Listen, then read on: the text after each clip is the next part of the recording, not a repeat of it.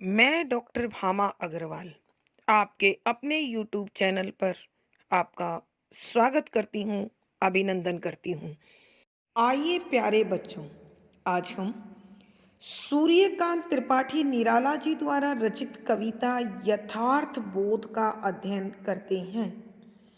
यह रचना उनके काव्य संग्रह नए पत्ते में संकलित है। इस कविता के माध्यम से कवि ने बड़े बड़े राजनेताओं को अपनी कलम की नोक पर रखा है। यहाँ उन्होंने इन राजनीतिज्ञों के कच्चे चिट्ठे को खोलने की कोशिश की है। वो बता रहे हैं कि ये लोग अर्थात राजनेता जनता की सुरक्षा, जनता की रक्षा, जनता के हित का बहाना बनाकर बड़े बड़े युद्ध करते हैं और अपना स्वार्थ सिद्ध करने का जो भाव इनके हृदय में होता है उसी को ये पोषित करते हैं और सिद्ध करते हैं। कवि ने यहाँ बताया है कि इन राजनेताओं के काले कारनामों के कारण हमेशा से आम जनता की हानि हुई है।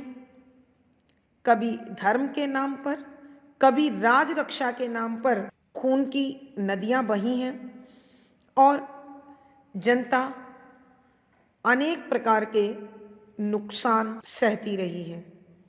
उनको मानसिक तनाव और शारीरिक कष्ट इन नेताओं ने अपने हितों के लिए, अपने स्वार्थों के लिए दिया है। इसी प्रकार के काले कारनामों को व्यक्त करते हुए कवि बता रहे हैं कि राजाओं ने हमेशा अपनी सुरक्षा के लिए बड़ी बड़ी फौजें रखी, जनता का पैसा लगाकर अपने लिए किले बनाए।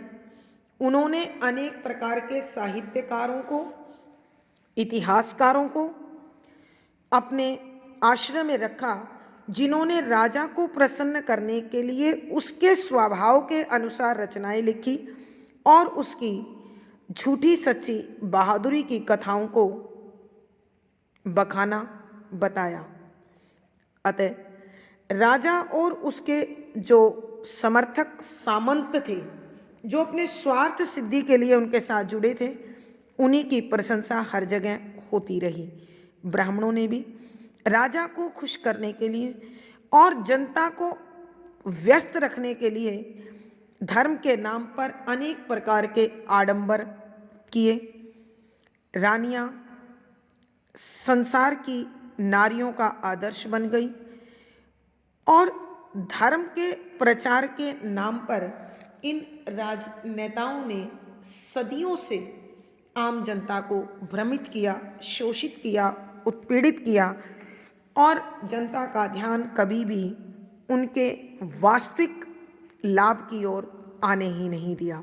इसी प्रकार के भावों को स्पष्ट करती ये रचना कहती है कि पद संख्या 1, राजा ने अपनी रखवाली की, किला बनाकर रहा, बड़ी बड़ी फौजें रखीं, चापलूस कितने सामंत आए, मतलब की लकड़ी पकड़े हुए, कितने ब्राह्मण आए, पोथियों में जनता को बांधे हुए।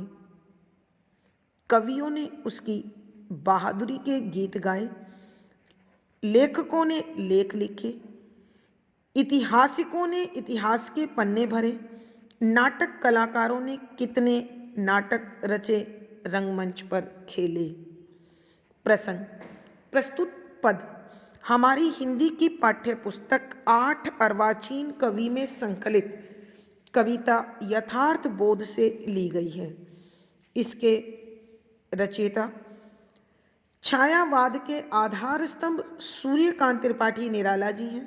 संदर्भ, यह कविता मूल रूप से राजनेताओं या राजाओं के निजी स्वार्थों का कच्चा चिट्ठा खोलती है, उनके काले कारनामों को उजागर करती है।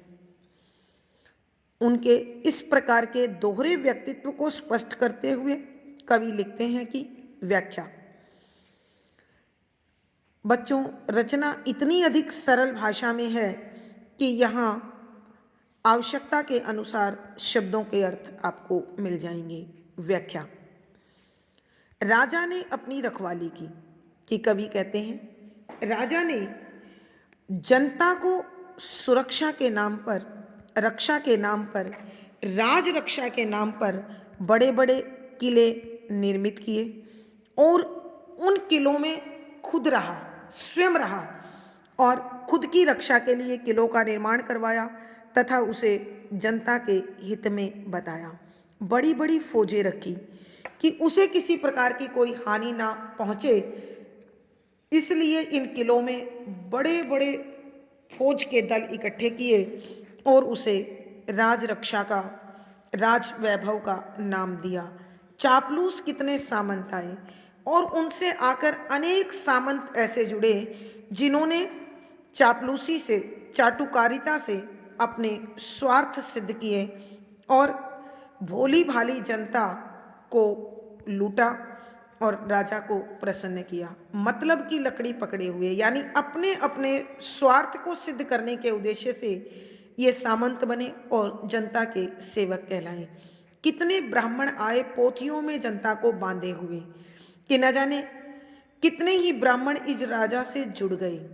उसने अपनी बगल में धर्म ग्रंथों को छिपा रखा था और इन धर्म ग्रंथों का सहारा लेकर ब्राह्मणों ने आम व्यक्ति के अधिकारों को सीमित किया और राजाओं को अथाह अधिकार प्रदान किए।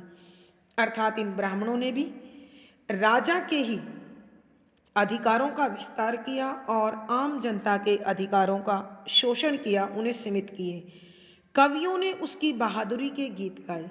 इस राजा के आश्रय में रहने वाले कवियों ने राजा के इच्छित भावों को समझकर उसकी भावना के अनुसार रचनाओं को रचा और उसी के बहादुरी में अनेक छंदों को रचा और गाया। लेखकों ने लेख लिखे कि लेखकों ने भी उसकी बहादुरी में पन्ने रंग दिए।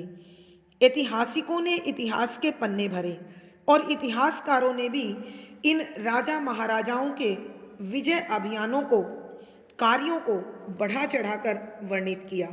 नाटक कलाकारों ने कितने नाटक रचे रंगमंच पर केले और जो नाटक करने वाला दल है उन्होंने इन राजाओं को प्रसन्न करने के लिए न जाने कितने ही नाटक रचे, तैयार किए और उनकी प्रशंसा में उन नाटकों को रंगमंच पर अर्थात अभिनय कक्ष में, अभिनय स्थल पर खेलकर राजा को प्रसन्न किया और जनता की प्रेरणा के बहाने उन्होंने अपने अपने स्वार्थ सिद्ध किए।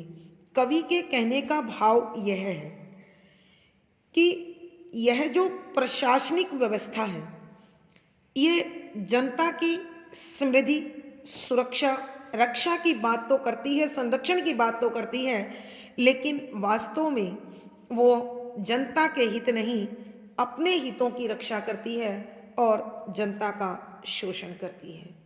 भोली भाली सीधी सादी जनता इन राजाओं के उस मूल भाव को, मूल तथ्य को नहीं समझ पाती है जो आम जनता के हित में होती हैं।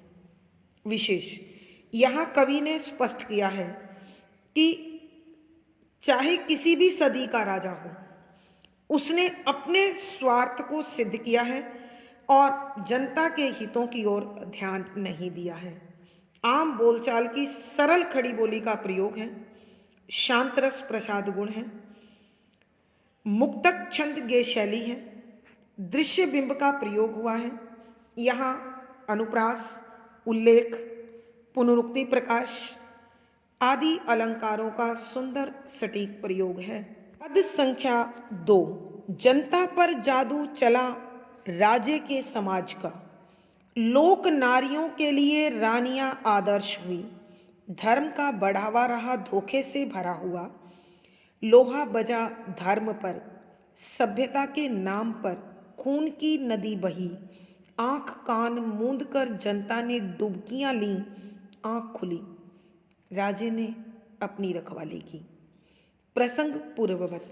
संदर्भ, यहाँ कवि ने उन्हीं स्वार्थी, लालची, ढोंगी नेताओं के काले कारनामों का कच्चा चिट्ठा खोलने की कोशिश की है जो जनता को अपने स्वार्थों के लिए इस्तेमाल करते हैं और भोली भाली जनता उनके इन प्रपंच भरे, इन नाटक भरे, इन ढोंग भरे